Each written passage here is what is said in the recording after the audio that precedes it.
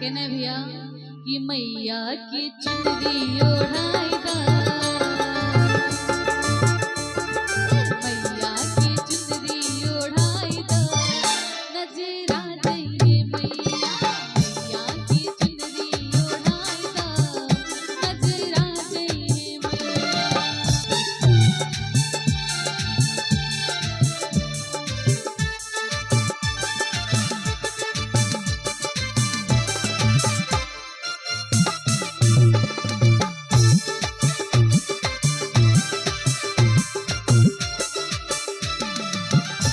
और कहना है भैया मैया के माथे पर टीका शोभे, मैया के माथे पर टीका शोभे,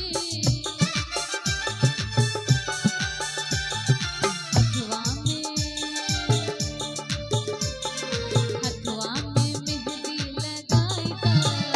नजरा जाइए मैया, हथवा में मेहंदी लगाई दा,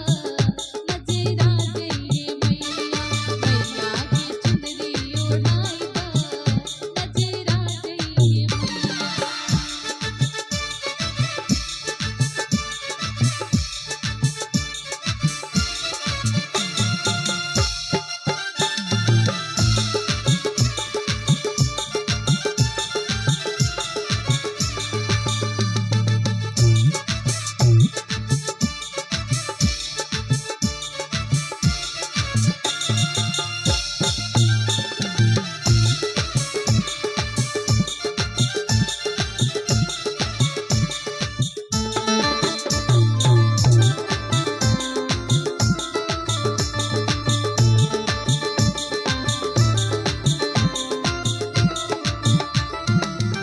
और कहना है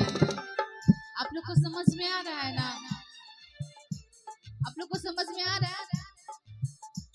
चाचा जी, समझ में आ रहा है ना